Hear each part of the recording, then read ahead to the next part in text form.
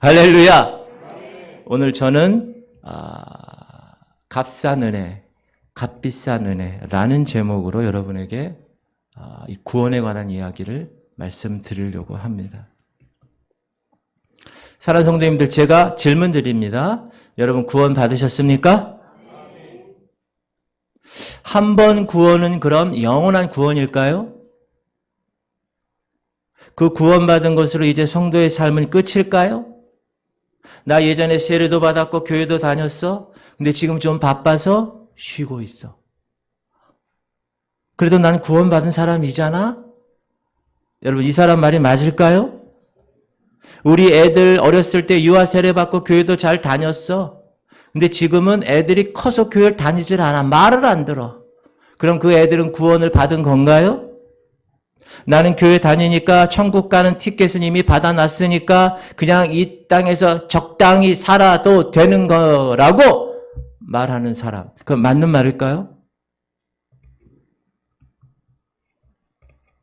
시작. 그러므로 나의 사랑하는 자들아, 너희가 나 있을 때뿐 아니라 더욱 지금 나 없을 때에도 항상 복종하여 두렵고 떨림으로 너희 구원을 이루라. 따라합시다. 너희 구원을 복종하여 두렵고 떨리는 마음으로 이루라. 여기서 말하는 구원을 이루라는 말은 뭘까요? 우리가 알고 있는 목사님이 강단에서 계속 얘기한 칭의, 죄인인데 의롭다고 칭해 주셨어요. 거듭남의 사건. 그리고 나서 성화, 그 이후에 거룩함의 과정. 그리고 그렇게 열심히 하다 보니까 주님 오시는 그날 영화로운 존재가 돼서 부활체로 올라갔어. 그 어떤 관계일까요? 칭의, 성화, 영화. 제가 왜 계속해서 여러분에게 구원에 관해 말씀을 드리는 이유가 뭔지 아십니까? 그것은 너무나 중요하기 때문에 그렇습니다. 여러분, 구원에 관해서 목사가 잘못 알고 있으면 그 교회 모든 성도들은 구원받지 못할 수도 있기 때문에 그렇습니다. 우리는 신앙생활에서 가장 중요한 것이 바로 이 구원에 관한 것임을 알아요. 그러므로 목사인 저부터 이 구원에 관해서 정확히 성경 말씀을 통하여 알고 깨닫고 그 깨달은 것을 양들에게 성도들에게 가르치고 정확한 하나님이 원하시는 구원의 반열에 들게 하는 것, 그것이 참된 목자의 사명이고 그것이 너무너무 중요한 것이다. 왜? 이 땅에 사는 거는 여러분 암만 많이 살아봐야 200년 못 살잖아요. 근데 영원의 세계에 해당되는 구원에 관한 것을 놓쳐버리면 뭐가 됩니까? 억울한 거예요. 평생 교회 다니고 직분 갖고 있었어요. 열심히 예배 드리고 하는 것 같아. 근데 교회에 천국에 만약에 못 갔다. 그럼 어떻게 되는 거죠? 가장 중요하기 때문에. 오늘 본문 다시 한번 시작. 하나님이 미리 아신 자들을 또한 그 아들의 형상을 본받게 하기 위하여 미리 정하셨으니 이는 그로 많은 형제들 중에서 맏아들이 되게 하려 하심이니라. 또 미리 정하신 그들을 또한 부르시고 부르신 그들을 또한 의롭다 하시고 의롭다 하신 그들을 또한 영화롭게 하셨느니라. 제가 여러분에게 강조한 것이 있어요. 우리를 하나님이 부르신 목적이 뭐라고 그랬어요? 그 아들의, 지금 읽었죠. 그 아들의 형상을 본받게 하기 위하여. 쉽게 얘기하면 예수 그리스도를 본받게 하기 위하여 우리를 부르셨다는 거예요. 여러분 그거 꼭 기억하십시오. 하나님이 하나님의 자녀로 부르신 이유가 뭐라고요? 예수 그리스도를 닮아서 이 땅에서 살아가라고. 하나님은 닮을 수 없어요. 영이라. 그러나 영이신 그 하나님의 아들 예수가 인간의 몸으로 오셔서 이 땅에서 33년을 사셨기 때문에 그 분을 우리가 눈으로 보고 만졌기 때문에 그래서 우리는 그분을 따라서 살아갈 수 있다 이거예요. 예수 그리스도를 본받기 위해서 부르신 거예요. 그런데 우리를 부르신 것으로 끝나지 않으셨어요. 정하시고 부르시고 의롭다 하시고 영화롭게 하셨다. 그렇게 얘기합니다. 종교개혁자 칼빈은 이렇게 얘기했습니다. 주님은 우리의 구원을 단계적으로 완성하신다. 부르시고 의롭다 하시고 영화롭게 하신다. 하나님은 그들이 생명을 소유할 때까지, 영원한 생명을 소유할 때까지 정하신 순서에 따라 그들 안에서 자신의 구원 사업을 완수하시기 위해서 하나님께서 선행의 경주를 통해서 구원 이후의 삶의 열매를 통해서 그 구원을 소유할 수 있도록 그들을 인도하신다. 다시 한번 제가 읽을게요. 주님은 우리의 구원을 단계적으로 완성하신다. 부르시고 의롭다 하시고 영화롭게 하신다.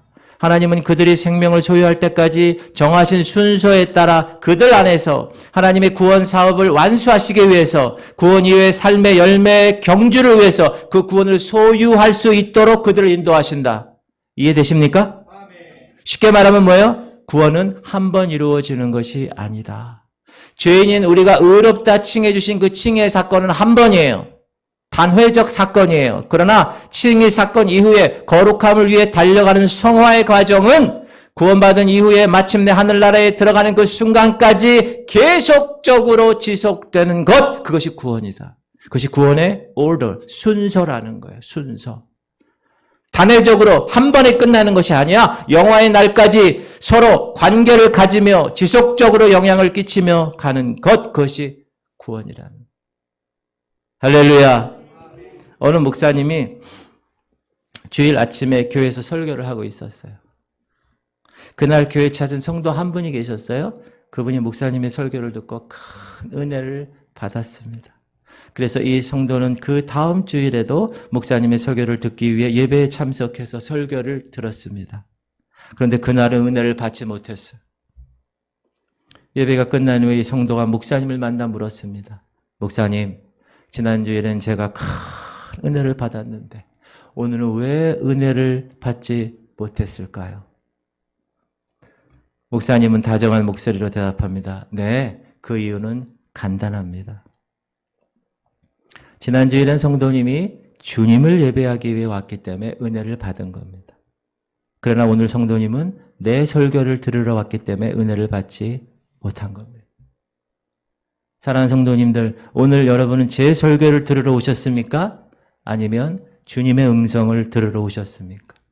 여러분이 어떤 마음으로 이곳에 오셨는가? 그것이 여러분의 영적인 삶을 결정하게 될 것입니다. 오늘 이 강단에서 선포되는 말씀을 그러므로 성령의 음성으로 들으실 수 있기를 주의 이름으로 축원합니다. 아멘. 할렐루야. 아멘. 최근 코로나로 인해서 통계가 나왔는데 한국 교회 교인이 30%가 줄었다고 합니다. 3명 중 1명이 교회를 떠났다는 거예요. 믿음을 버리고 떠났다고 그러는 거예요. 여러분, 그 이유가 뭘 것 같아요? 잘 생각해 보면 그 이유는 아주 간단합니다. 왜냐하면 너무 쉽게 예수를 믿었기 때문에 너무 쉽게 예수를 떠난 것입니다. 예전에 제가 어렸을 때 목사님이나 부흥 강사들 오면 항상 이렇게 외쳤어요. 주의 이름을 부르는 자는 구원을 얻으리라. 찬양도 있어요. 주의 이름을 부르는 자는 구원을 얻으리로다. 아멘! 막 이러면서. 기억나세요? 사도행전 2장에 있는 말씀이에요. 읽읍시다. 시작. 누구든지 주의 이름을 부르는 자는 구원을 받으리라 하였느니라. 이 말은 예수 이름만 부르면 구원 받는다는 거예요. 예수 이름만 부르면 천국 간다는 거예요. 그런데 여러분, 천국 가는 것이 이렇게 쉬울까요? 구원 받는 것이 이렇게 쉬운 건가요? 정말 예수님 이름 한번 불렀다고 천국에 들어갈까요? 그러면 지금 이 말씀은 우리가 어떻게 받아들여야 될까요? 시작. 나더러 주여 주여 하는 자마다 다 천국에 들어갈 것이 아니요 다만 하늘에 계신 내 아버지의 뜻대로 행하는 자라여 들어가리라. 아까는 주의 이름을 부르는 자는 구원을 받으리라 얘기했는데 지금은 주여 주여 하는 주의 이름을 부른 자마다 다 천국에 들어갈 것이 아니다. 여러분, 어떻게 된 건가요? 이 말씀에서는 예수님 이렇게 얘기하는 거예요. 얘들아, 내 이름 수십 번 수백 번 불러도 다 천국에 들어가는 것이 아니란다. 오직 아버지 하나님의 뜻대로 행하는 사람이 천국에 들어간단다. 누구든지 주의 이름을 부르는 자는 구원을 얻는다라는 뜻은, 여러분, 이 말씀은 이 배경을 잘 알고 우리가 이해해야 합니다. 사도행전 2장 14절 보면 이게 베드로가 오순절 설교하는 말씀이거든요. 시작. 베드로가 11 사도와 함께 서서 소리를 높여 이르되 유대인들과 예루살렘에 사는 모든 사람들아 이 일을 너희로 알게 할 것이니 내 말에 귀를 기울이라. 유대인과 예루살렘에 사는 모든 사람들아, 지금 누구에게 얘기하는 거예요? 베드로는 이 말씀을 누구에게 얘기하는 거예요? 당시 바리새인과 서기관들, 유대인들, 예루살렘에 사는 사람들에게 뭔가를 알게 하기 위해서 이야기한 말이에요. 여러분, 바리새인과 서기관들은 어떤 사람들이에요?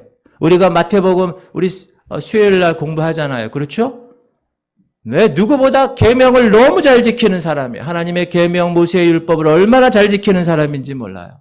그들은 어떻게 생각했는가? 야, 율법, 계명 잘 지키면 구원 얻는 거지. 그 철저하게 아주 100% 그 율법을 지키기 위한 법을 또 만들 정도로 그 정도로 철저하게 지킨 사람들이에요. 그런데 어느 날 그 유대 사회에 젊은 예수라는 분이 나타나셨어요. 짠 나타나셔가지고 자 너희들 율법과 계명 지킨다고 해서 구원 얻는 거 아니야? 라고 얘기하니까 서기관들과 유대인들 이 바리새인들이 무슨 얘기야? 우리는 그렇게 알고 있지 않은데 율법과 계명 지키는 것으로 구원받지 못하면 그럼 어떻게 해야 구원받아? 여러분 복음서에서 그런 사람 그런 질문을 가지고 주님 앞에 나온 사람들이 많잖아요. 그렇죠? 주님 어떻게 하여 구원을 얻으리까?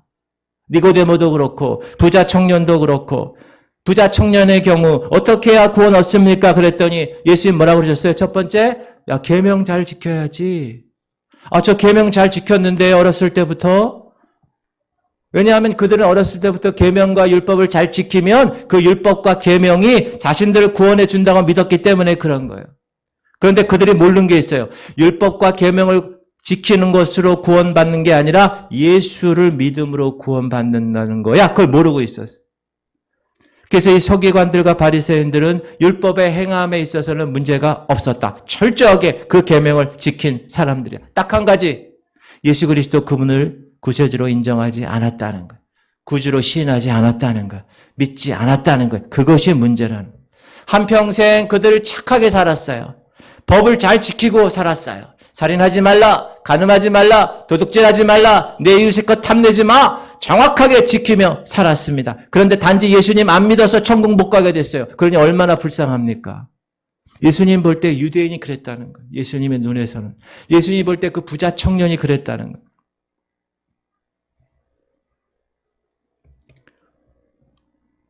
그래서 바울은 이런 율법과 계명을 이미 잘 지키는 유대인들이 너무 불쌍해서 왜? 구원 못 받으니까. 그래서 야 너희가 다 잘하는데 예수 그리스도 그 이름을 시인하면 구원을 얻는 것 그걸 알아야 돼. 그걸 가르치기 위해서 누구든지 예수 그 이름을 부르는 자는 구원을 얻으리라 고 말한 것입니다. 이해하시죠? 서기관들과 바리새인들은 다 구원의 조건을 다 갖췄습니다. 율법, 계명 다 지켰어요. 그러나 예수를 구세주로 그 이름을 부르지 않고 믿지 않았습니다. 그래서 예수 그리스도 그분께서 그렇게 깨닫게 하기 위해서 하신 거예요. 같이 읽어볼까요? 시작. 내가 만일 내 입으로 예수를 주로 시인하며 또 하나님께서 그를 죽은 자 가운데서 살리신 것을 내 마음에 믿으면 구원을 받으리라. 네. 자, 그런데 우리는 어떤가? 여러분, 저와 여러분은 어떤가 한번 살펴봅시다. 서기관과 바리새인들의 모습과는 정반대의 모습을 하고 있지 않나요?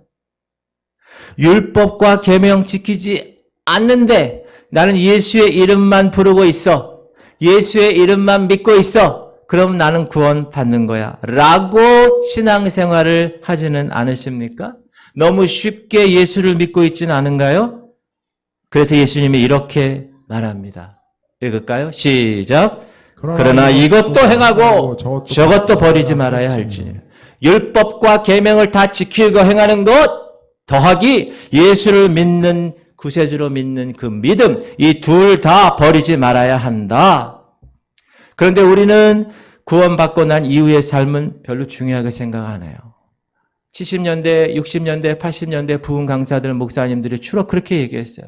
그냥 예수 이름만 부르면 돼. 그냥 달려 나오기만 하면 돼. 그럼 천국 가. 그럼 티켓 얻어. 천국행 티켓. 너무 쉽게 예수를 믿어왔다. 너무 쉽게 아무런 대가 없이 돈 한 푼도 받지 않고 공짜로 그 구원을 얻었기 때문에 그렇게 살아가는 사람이 너무나 많다. 여러분 이 사람 누군지 아세요? 워런 버핏이라는 사람이 있어요. 투자의 귀재 워런 버핏이라는 사람입니다.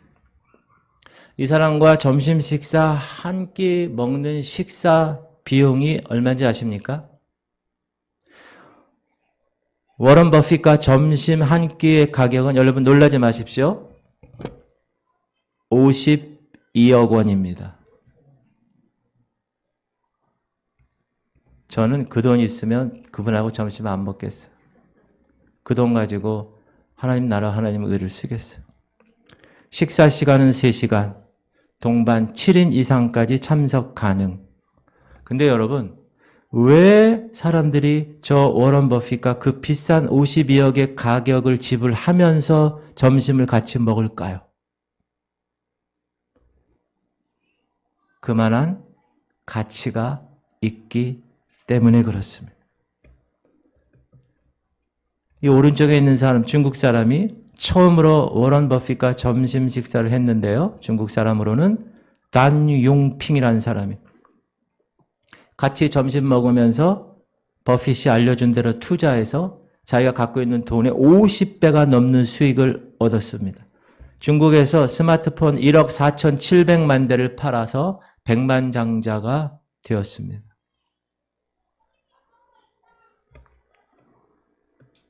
이 사람 왼쪽에 있는 사람은 워런 버핏과 점심 같이 먹은 사람입니다. 핀듀어의 창업주 황정이라는 사람입니다. 이 사람 매출액이 재작년 2020년 10조 1,200억 원입니다. 여러분 알리바마 아시죠? 그 알리바마를 제치고 중국 1위 회사를 만들었어요. 자, 점심 한 끼의 값이 52억 원이라는 것은 엄청난 값을 치르고 밥을 먹는 것입니다. 그러나 그렇게 비싼 값을 치르면서 워런 버핏과 점심을 먹은 사람들은 이렇게 얘기합니다. 지혜와 미래에 대한 비전을 공유해 주신 워런 버핏에게 감사합니다. 52억 내주고 밥 먹으면서 감사하다. 기대를 훨씬 뛰어넘는 귀중한 경험이었습니다. 또 어떤 사람은 마지막 일원까지도 아깝지 않은 식사였습니다. 또 어떤 사람은 이 잊을 수 없는 경험이 그날 참석한 모든 사람들이 자신의 사업과 개인 생활의 미래 관점에 지속한 영향을 미칠 것을 의심할 여지가 없습니다. 이렇게 평가했다는 것. 그렇다면 여러분이 이제 52억 가지고 그분하고 밥을 먹었어요. 워런 버핏하고. 그랬다면 버핏이 말하는 것에 귀를 기울이지 않을까요, 여러분? 52억 투자해서 밥 먹고 같이 얘기할 때? 그냥 밥만 먹을까요? 배고프니까? 그렇지 않을까요? 저 사람이 충고하는 투자의 팁을 잊어버릴까요? 52억 주고 했는데 잊어먹지 않아요. 왜 그렇죠? 52억의 값을 치렀기 때문에. 그리고 버핏과의 그 만남을 52억 주고 만났기 때문에 그 만남을 귀중하게 여기고 끝까지 간직할 거예요. 평생 간직할 거예요. 사진 찍어놓고 막 그럴 거예요. 사랑하는 성도님들, 너무 쉽게 얻은 것은 너무 쉽게 사라집니다. 왜요? 너무 쉽게 얻었기 때문에 그렇습니다. 제가 예전에 작곡 레슨을 하면 어떤 사람들은 형편이 어려워요. 그러면 제가 그냥 해줘요. 근데 여러분, 돈을 받고 레슨하는 거하고 그냥 공짜로 레슨하는 거하고 이 가르치는 사람은 별로 큰 부담이 없어요. 근데 받는 사람들의 태도가 달라요. 그만한 값을 치른 사람은 빠지지 않아요. 열심히 곡을 써와요. 열심히 배우려고 노력해요.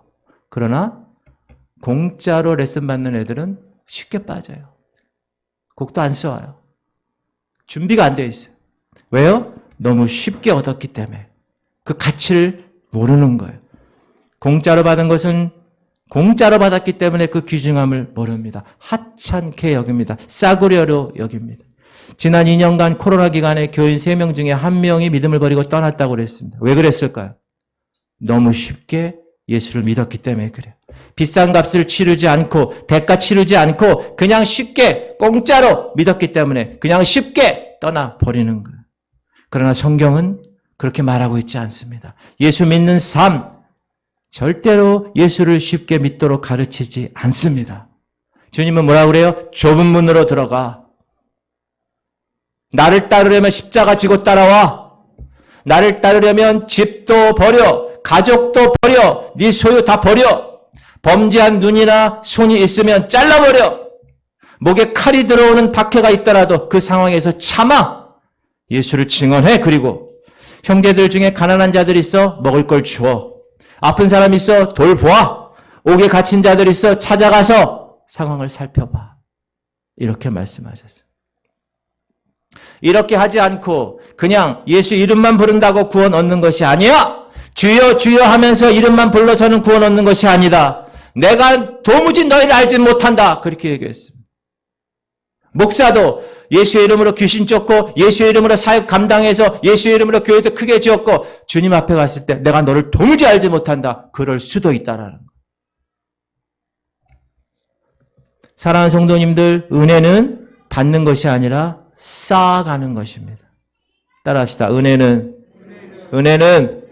받는 것이 아니라 쌓아가는 것이다. 성도님들 달란트 비유 아시잖아요. 어떤 주인이 출타하면서 종들에게 달란트 맡겼어요. 열심히 그것 가지고 일하라고 당부하죠. 나중에 돌아와 보니까 두 종은 열심히 피땀 흘려서 5달란트 남기고 2달란트 남겼어요. 그런데 한 종은 아무 일도 하지 않고 땅에 묻었어요. 받은 그대로 그냥 두었어요. 쌓아놓지 못했어요. 주인은 아무것도 쌓지 못한 그 1달란트 받은 종의 것을 빼앗았어요. 2배로 쌓은 종들에게 나눠줬어요. 그리고 이 종을 쫓아내버렸어요. 주님의 은혜는 아무것도 쌓지 않은 자들에게는 주지 않는 겁니다. 빼앗아 버리는 거예요. 쫓아내는 거예요. 그러므로 하나님의 은혜는 그냥 받는 것이 아니라 내가 피와 땀과 눈물로 쌓아놓은 것에서 얻는 것입니다. 왜 그러냐? 그 하나님의 은혜는 값싼 은혜가 아니기 때문에 그래요. 싸구려가 아니기 때문에 그래요. 이 값싼 은혜라는 용어를 쓴 사람이 있습니다. 여러분 1933년도 독일에 히틀러가 정권을 잡습니다. 당시 독일에도 교회가 있을 거 아니에요. 독일 교회는 어떻게 반응했는가 히틀러에 대해서. 예수님이 영혼 구원을 위해서 메시아로 이 땅에 왔듯이 경제적 사회적 구원을 위해서 하나님이 히틀러를 이 땅에 보내주셨다. 이렇게 얘기했대요. 누가? 독일 교회가. 히틀러가 그리스도라고 주장하는 거예요. 쉽게 말하면 히틀러를 우상 숭배한 거예요. 이 독일 교회가 이렇게 히틀러를 옹호하고 그 앞에 무릎을 꿇었어요. 그때 본 회퍼 목사님은 라디오 방송을 통해서 그렇지 않아 저항합니다. 히틀러는 독일 국민들을 히틀러라는 우상으로 빠지게 만든 장본인입니다. 나는 하나님의 말씀은 예수 그리스도를 따라야 할 독일 교회가 히틀러를 그리스도로 따르고 있기 때문에 나는 이것을 저항하지 않을 수 없습니다. 나는 이것을 지적하지 않을 수 없습니다. 라디오에서 계속 이야기하는 거예요. 그러니까 어떻게 됐을까요? 라디오 방송은 중단되었겠죠. 하지만 이 본헤퍼 목사님은 이제 나치 탄압에 굴복하지 않아요. 자신이 쓴 원고를 이제 신문에 게재하는 거예요. 신문에. 본헤퍼 목사는 미친 자에게 운전대를 맡길 수 없다. 이렇게 외치면서 히틀러 암살 조직에 가입합니다. 발각되고요. 체포됩니다. 그리고 1945년 4월 9일 수용소에서 교수형으로 처형됩니다.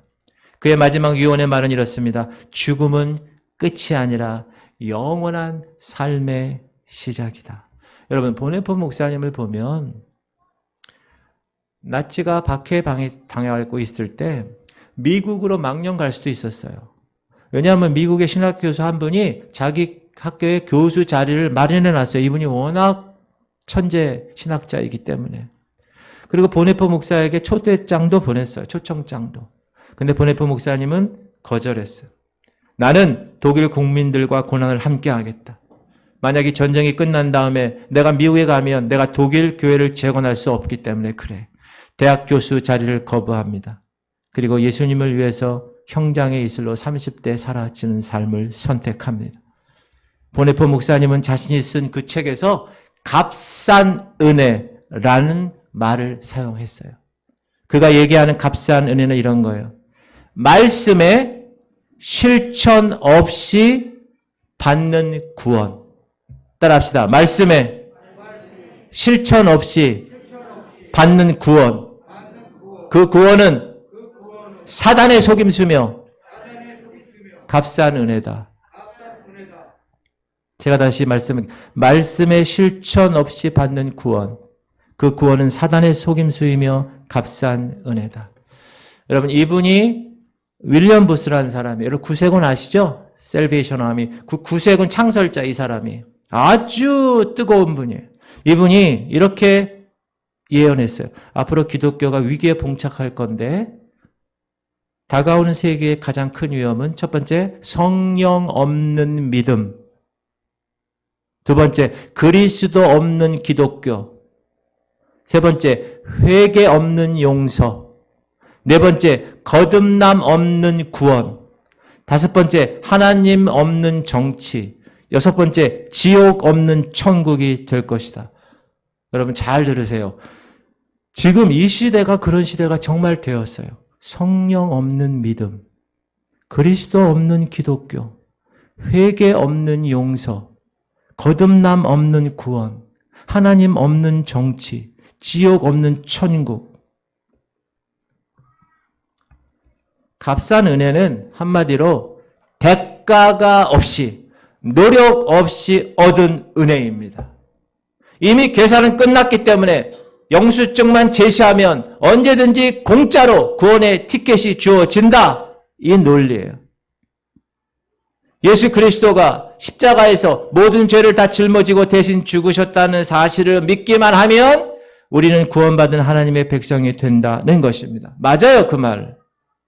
그러나 성경은 분명히 얘기합니다. 죄사함 없이는 구원을 받을 수가 없어. 회개하지 않고 어떻게 죄가 용서가 되겠니? 라고 말씀하시는 거예요. 읽어볼까요? 세례 요한이 시작. 세례 요한이 광야에 이르러 죄 사함을 받게 하는 회개의 세례를 전파하니. 죄 사함을 받게 하는 회개. 그 다음 사도행전 2장 38절 시작. 베드로가 이르되 너희가 회개하여 각각 예수 그리스도의 이름으로 세례를 받고 죄 사함을 받으라. 그리하면 성령을 선물을 받으리니. 회개 먼저 해야 되고 세례 받고 죄 사함을 얻어야 성령을 선물로 받는 것이에요. 죄를 끊고 하나님께로부터 돌이키는 철저한 회개 없이 구원은 이루어지지 않는다. 다시 말해서 값싼 은혜주의자들은 그냥 값없이 받았으니까 어떻게든 상관없이 우리는 이미 구원받은 하나님의 자녀야. 여러분, 종교개혁가들 주장하는 단 하나의 표현으로 우리가 얘기한다면 이신칭의예요. 믿음으로써 의롭다 칭함을 받는 거예요. 맞아요. 예수 그리스도께서 인류의 모든 죄를 십자가에 대신 짊어지시고 속죄양으로 죽으셨어요. 값없이 주신 거예요. 공짜로 주신 거예요. 그러나 하나님이 인간에게 베푸신 그 은혜는 값싼 은혜는 아니다. 공짜로 받은 것이어서 싸구려가 아니다. 믿음으로 받았으니까 값싼 은혜가 아니다. 그거는 오히려 값을 매길 수 없는 은혜다. 그 은혜가 값싼 싸구려가 아니라 값비싼 까닭은 예수님이 인간의 육신을 입고 이 땅에 오셔서 인류의 모든 죄를 그의 몸값으로 십자가에 대신 치르시고 우리에게 생명을 주셨기 때문에 그 은혜는 값싸지 않다. 예수님의 목숨값이다. 너무너무 그 값이 커서 가격을 매길 수가 없는 거예요. 여러분 중국집 가면 몰라요. 요즘은 모르겠는데 옛날에는 짜장면 1,000원, 짬뽕 1,000원, 볶음밥 1,500원, 뭐 양잠피, 루젓 막 이다가 나중에 비싼 거 나오잖아요. 그럼 거기 가격이 적혀 있어요, 안 적혀 있어요? 중국집 안 가셔보셨나? 가격이 거기 안 돼 있어요, 거기. 거기 뭐라고 써 있어요? 뭐라고? 가격이 안 써 있다니까요. 왜? 값을 치르지 못할 정도로 귀한 거라는. 여러분, 중국집도 그러는데, 예수님 스스로 하나님의 아들 그분이 이 땅에 오셔서 자기 목숨값으로 십자가에서 여러분의 죄를 위해서 다 치르시고 살려주셨는데, price. 뒤에다 LESS, priceless. 값을 치를 수 없는 거라는. 오늘날 교회 강단에서 선포되는 말씀을 보십시오. 온통 세상적인 복, 축복, 성공, 듣기 좋은 설교, 귀에 거슬리지 않은 설교, 이런 설교가 선포되고 있다는 것입니다. 그러나 예수님은 우리를 향해서 뭐라고 그럽니까? 너희는 가슴을 찢고 애통해 해라. 의에 줄이고 목말라 해라. 그러면서 좁은 문, 좁은 길을 이야기하십니다. 읽을까요? 시작. 청함을 받은 자는 많되 택함을 입은 자는 적으니라. 이 말씀 무슨 말인가요? 구원받을 자들이 아주 소수에 불과하다는 것. 값싼 은혜는 예수님으로 인하여 현재, 과거, 미래의 모든 죄를 다 청산해 주셨기 때문에 이제 우리는 그냥 그 은혜를 누리기만 하면 돼 라고 말하지요. 그러나 예수님은 그렇게 얘기하지 않았어요. 시작. 너희에게 이르노니 아니라 너희도 만일 회개하지 아니하면 다 이와 같이 망하리라. 회개하지 아니하면 다 망하는 거다. 그 다음 시작. 또 무리에게 이르시되 아무든지 나를 따르오거든 자기를 부인하고 날마다 제 십자가를 지고 나를 따를 것이요. 회개하지 않으면 망하리라. 나를 따라오려면 자기 부인해 날마다 자기의 몫의 십자가를 지고 나를 따라야 돼. 여러분 십자가가 뭐예요? 여기 십자가 뒤에 십자가. 이 십자가가 뭐예요?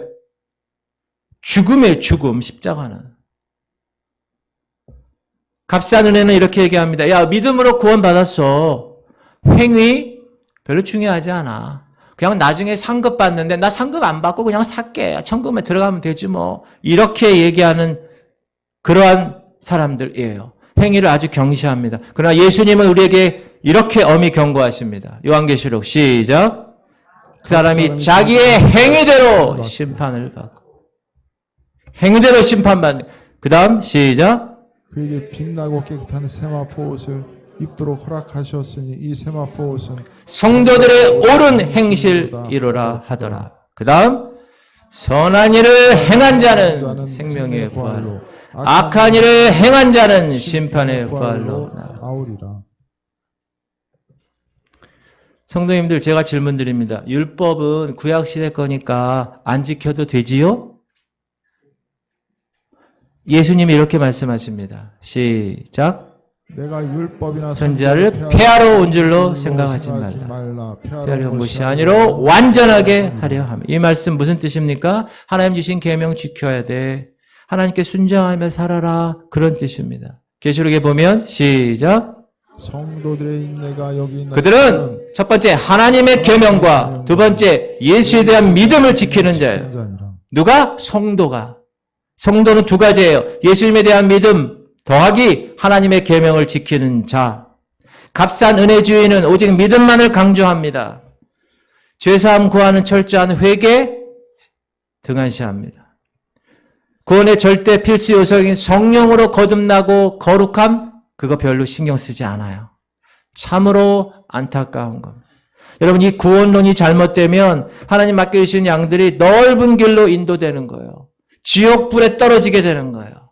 이 값싼 은혜는 그러므로 잘못된 거예요. 그리고 여러분 값싼 은혜주의와 더불어서 우리가 경계할 것이 있어요. 그거는 율법주의예요. 율법주의. 자, 구원이 하나님의 은혜로 이루어진다는 것을 인정합니다. 그러나 율법주의자는 우리가 반드시 거룩한 삶을 살아야 하고 특별히 내 능력으로 내 자신의 능력으로 그렇게 해야 한다고 주장하는 거예요. 내 의로움과 내 노력을 거룩의 중심에 두는 거예요. 예수 그리스도의 은혜와 성령의 자리 빼앗는 거예요. 한마디로 얘기해서 그들은 뭐예요? 율법주의자들은 내 의와 내 노력과 내 능력으로 하나님의 은혜를 이룰 수 있다라고 생각하는 사람, 그것이 율법주의자라는 겁니다. 그러나 복음은 그렇게 말하지 않습니다. 우리에게 분명하게 말합니다. 내 능력이 아니라 내 힘이 아니라 오직 하나님의 은혜가 바로 거룩한 삶을 사는 능력이다. 사랑하는 성도님들, 구원은 우리의 힘과 노력으로 이루어지는 것이 아니라 전적으로 하나님의 은혜라고 그랬잖아요. 그죠? 우리가 에베소서 2장 8절, 9절 읽을까요? 시작. 너희는 그 은혜에 인하여 믿음으로 말미암아 구원을 받았으니 이것은 너희에게서 난 것이 아니요 하나님의 선물이라. 행위에서 난 것이 아니니 이는 누구든지 자랑하지 못하게 함이라. 이렇게 하나님의 은혜로 이루어진 거예요. 그러나 내 능력으로, 내 의로, 내 힘으로 그 구원을 이루는 것은 불가능하다. 하나님의 영이신 성령을 보내주셔서 그분으로 하여금 죄와는 절대로 함께 할 수 없는 분이시기에 우리가 성령으로 거듭나고 성령으로 임하게 되면 제일 먼저 우리 삶 가운데 죄를 철저하게 회개시켜 주시는 거예요. 누가요? 성령께서. 우리들의 본성이 추악하고 더러운 죄로 오염되어 있음을 성령께서 깨닫게 해주시는 거예요. 그리고 성령께서 철저히 회개시켜 주시는 거예요. 나는 지옥으로 떨어져야 할 마땅한 죄인임을 인식시켜 주는 거예요. 성령께서. 동시에 예수 그리스도 그분만이 절대적으로 필요하구나.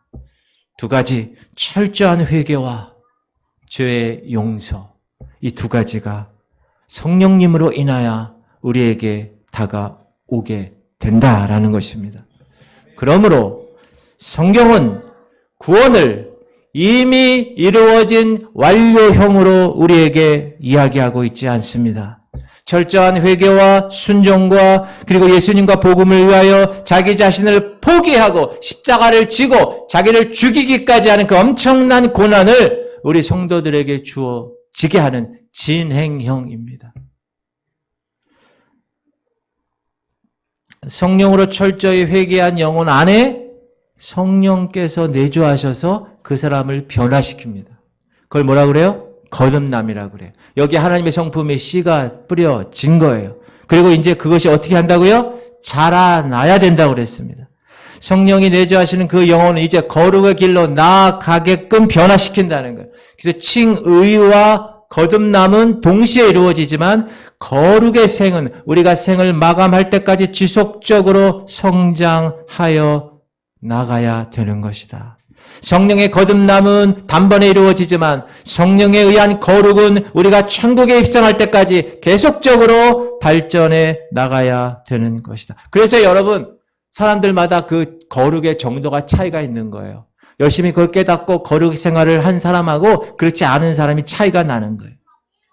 성령으로 거듭난 사람은요, 단지 죄를 미워하는 정도가 아니에요. 죄를 증오하고 죄를 혐오하는 사람들이에요. 예수 그리스도 그분만을 나의 주님, 나의 구주, my Lord, my God 이렇게 믿고 살아가는 사람이에요. 성령의 사람은 예수님 없이는 한순간도 삶을 살 수 없다고 고백하는 사람이에요. 그분께 항상 꼭 달라붙어 있기를 원하는 사람이에요. 할렐루야. 여러분 예수님에게 달라붙고 평생 24시간 있기 원하십니까? 그런 사람은 성령의 사람입니다. 그 사람에게는 오직 그리스도밖에 없는 거예요. 철저하게 회개하는 거예요. 조그만 죄이든 어떤 큰 죄든 어떤 부정한 이런 생각이 떠오르면 어떻게 해요? 안 돼! 딱 결단하고 주님 앞에 통해 자복하고 죄 때문에 괴로워하고 죄와 피 터지게 싸우고 성령의 능력을 받아 죄를 이기고 이 세상을 이겨나가는 삶, 그것이 하나님이 저와 여러분에게 요구하는 삶이다. 할렐루야. 성령의 능력으로 주어졌기 때문에 나에게 오직 거룩하신 그분만이 나의 능력이 되십니다. 라고 고백하는 삶이에요. 우리는 믿음으로 구원받는 거 맞아요. 그러나 하나님께서는 성령으로 회개하고 거듭나서 거룩하게 변화된 그 믿음을 보기 원하세요. 마태복음 시작. 이르시되 진실로 너희에게 이르노니 너희가 돌이켜 어린 아이들과 같이 되지 아니하면 결단코 천국에 들어가지 못하리라. 그 다음 예수께서 대답하시되 진실로 진실로 내게 이르노니 사람이 물과 성령으로 나지 아니하면 하나님의 나라에 들어갈 수 없느니라. 그 다음 나더러 주여 주여 하는 자마다 다 천국에 들어갈 것이 아니요 다만 하늘에 계신 내 아버지의 뜻대로 행하는 자라야 들어가니라. 그 다음 모든 사람과 더불어 화평함과 거룩함을 따르라. 이것 없이는 아무도 주를 보지 못하리라. 여러분, 화평함과 거룩함을 따르지 않으면 아무도 주를 보지 못한다고 분명히 나와 있어요. 값싼 은혜는 십자가 은혜로 구원받고 천국 간다. 단순하게 그렇게 생각하는 신앙입니다. 구원에 대한 믿음에 대한 진지한 고민이 없어요. 그냥 일주일에 한 번 교회 종교 의식에 열심히 참석하는 것만으로도 나는 구원받았다고 착각합니다. 오늘날 한국 교회는 그리스도의 그 비싼 은혜가 이제 값싼 은혜, 싸구려 은혜로 팔리고 있다는 거예요. 강단에서 영원한 생명을 위해서 회개를 촉구하지 않습니다. 왜? 교회 안 나오니까. 죄 지적받는 거 싫어하니까 성도들이. 그냥 육신적이고 물질적인 허망한 복만을 계속 나누겠다고 강조합니다. 그러므로 우리는 믿음으로 의롭다 하심을 받는 그 칭의, 이신칭의의 그 교리를 잘못 이해하게 되면 값싼 싸구려 은혜에 빠지게 된다. 종교개혁의 핵심은 우리가 믿음으로 구원을 얻었다입니다. 그래서 모든 교리, 모든 교회, 각 교단에서 그것을 교리로 정하고 살아가라요. 그러나 마틴 루터는 믿음으로 구원과 천국을 얻었다고 보는 그 값싼 싸구려 은혜를 사단의 복음이라고 강하게 비판했던 것입니다. 그러므로 종교개혁엔 두 가지 은혜 키포인트를 꼭 붙드셔야 돼요. 나의 구원이 하나님의 전적인 은혜구나. 두 번째, 그 구원받은 이후에 거룩한 열매가 없는 믿음은 죽은 믿음이다. 이 두 가지를 반드시, 그렇지 않으면 사단의 복음이야. 이렇게 이야기했다는 거예요. 의롭다함을 받는 믿음은 반드시 거룩의 열매를 맺는다. 여러분, 정말 구원 받으셨습니까? 그럼 여러분 삶 가운데서 그 거룩의 열매가 나와야 돼요. 사랑과 희락과 화평과 오래 참음과 자비와 양성과 충성과 온유와 절제 열매가 맺어야 되는 거예요. 그 구원받았으면 그 구원받은 자의 합당한 열매를 맺어야 되는 거예요. 시작. 그러므로 형제들아 내가 하나님의 모든 자비하심으로 너희를 권하노니 너희 몸을 하나님이 기뻐하시는 거룩한 산제물로 드리라. 이는 너희가 드릴 영적 예배니라.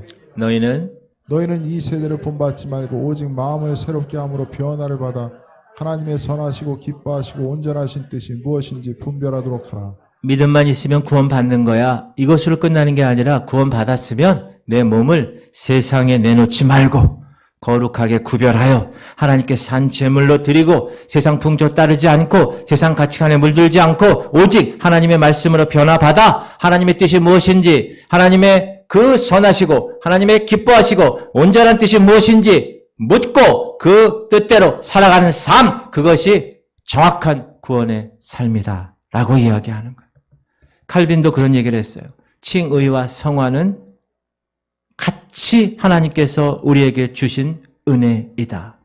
진실한 칭의에는 반드시 성화가 뒤따라오기 마련이다. 의롭다함을 받은 자는 그와 동시에 거룩하게 돼야 되는 것이다.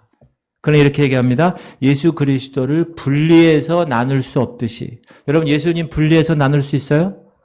없어요. 그와 마찬가지로 이 칭의와 성화 이 두 가지도 떼어낼 수가 없다. 왜?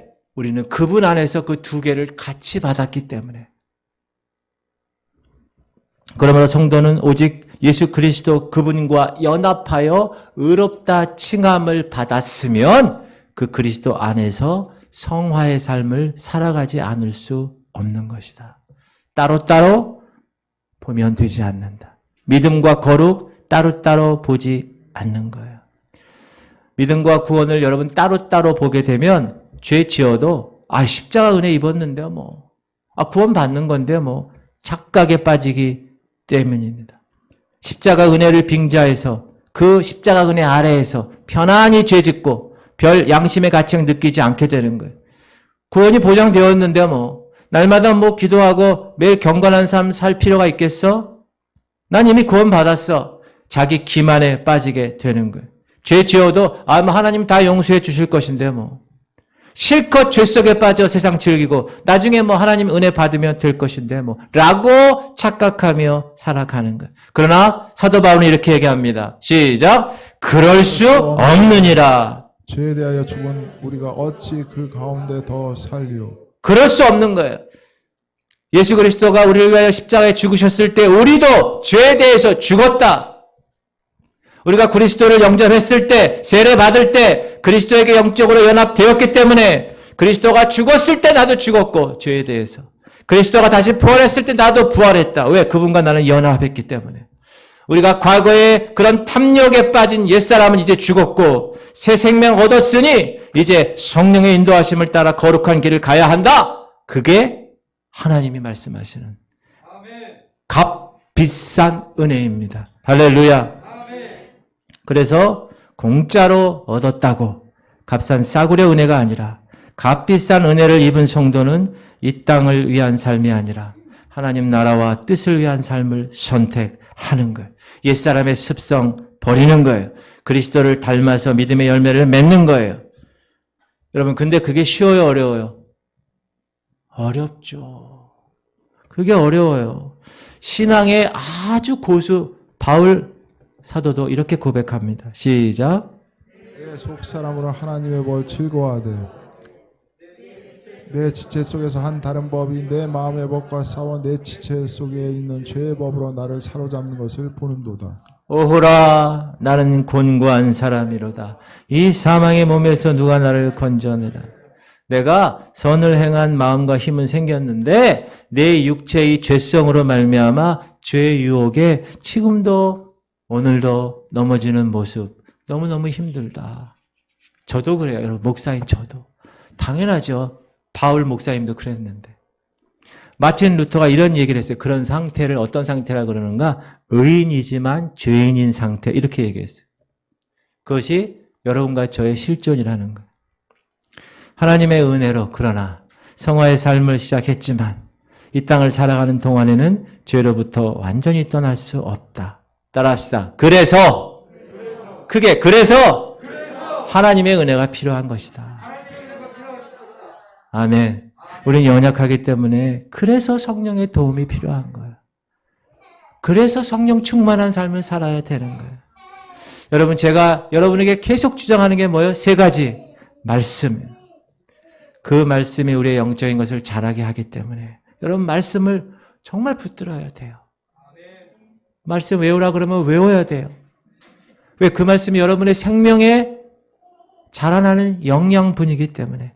그리고 기도의 무릎을 꿇어야 돼요. 경건을 붙들어야 되고. 그리고 세 번째 성령 충만하는 거예요. 여러분 성화의 삶을 살아가는데 우리의 육신이 연약함으로 매일 넘어집니다. 저도 그렇고 여러분도 그래요. 그럴 때 여러분 그걸 일으켜 세워주시는 분이 누구예요? 성령님이라는 거예요. 할렐루야. 우리가 받은 은혜는 값싼 싸구려 은혜가 아닙니다. 우리 구원은 예수님의 목숨값으로 주어졌어요. 그런데 그 십자가의 값이 그 워런 버핏과 점심 식사하는 52억 값과는 비교가 되지 않는 너무나 귀중해서 값을 매길 수 없는 그 값비싼 은혜로 저와 여러분은 구원을 받았다는 것 정확하게 깨달으시고 이제 그럼 그 이후의 삶을 우리가 어떻게 이루어질 것인가 최선을 다하여 애를 쓰시기 바랍니다. 그러나 하나님은 이런 말씀을 주셔서 우리를 위로하세요. 시작. 너는 이 모든 일에 우리를 사랑하신 이로 말미암아 우리가 넉넉히 이기느니라. 따라합시다. 우리가 넉넉히 이기느니라. 할렐루야. 여러분 이기는 거예요. 이길 수 있어요? 넉넉히. 그것도요 조금 해서 간신히 이기는 게 아니라 넉넉히 이기는 거예요. 할렐루야. 그 말씀 붙들고 승리하는 여러분 되시기를 주의 이름으로 축원드립니다. 하나님, 이 죄악이 주관하던 이 세상을 하나님 은혜로 주관하게 하셔서 율법이 지배하던 이 세계가 하나님의 사랑이 지배하게 하시고 저와 하나님의 백성들을 주님의 구원의 길로 인도해 주시니 감사드립니다. 주님의 십자가 아니었다면 멸망할 수밖에 없었던 저희들, 그러나 믿음으로 구원받게 하심을 감사합니다. 그러나 그 구원을 공짜로 받았다고 해서 그 은혜를 값싼 싸구려 은혜로 알고 살아왔다면 지금 이 시간 용서하여 주시옵소서. 하나님, 우리는 죄인입니다. 의롭지 않은 우리를 의롭다 칭해 주셔서 이제 구원을 시작하게 하신 주님, 이제 구원받은 자로, 의롭다고 칭함받은 자로 이 땅에서 거룩을 위하여, 성화를 위하여 죄와 피 흘리기까지 싸우며 그 구원을 주님 오시는 날까지 최선을 다하여 잃지 않고 잘 지켜서 멋지게 신랑 되신 예수 그리스도 그분을 만날 수 있도록 인도하여 주시옵소서. 하나님, 특별히 예전에 교회 다녔는데, 예전에 세례도 받았는데 난 구원받았어라고 생각하며 지금 세상 사람들과 똑같이 살아가고 있는 내 가족들, 내 남편, 내 아들, 내 딸, 내 아내, 내 부모들, 하나님 나를 통하여서 그들을 깨우게 하시옵소서. 그들에게 제대로 구원이 뭔지 알리게 하시옵소서. 다 같이 구원의 반열에 우리 모든 가족들 다 오를 수 있도록 나를 통해 하나님 일하시옵소서. 하나님, 값싼 싸구려 은혜가 아니라 값을 매길 수 없을 정도의 그 귀중한 구원의 은혜, 하나님 나를 위하여 허락하시옵소서. 주님 감사합니다. 예수 그리스도의 이름으로 기도합니다. 이제는 우리 주 예수 그리스도의 무한하신 은혜와 하나님 아버지의 극진하신 사랑하심과 성령님의 감동감화 충만 교통 이루하심이 이제 구원의 의미를 깨닫고 믿음으로 거듭난 것뿐만 아니라 이제 거룩의 그 생활을 위해서 최선을 다하여 피 흘리기까지 죄와 싸우며 나가기로 결단하는 하나님의 백성들 머리 위에 이제부터 영원토록 함께 하시기를 간절히 축원하옵나이다. 아멘.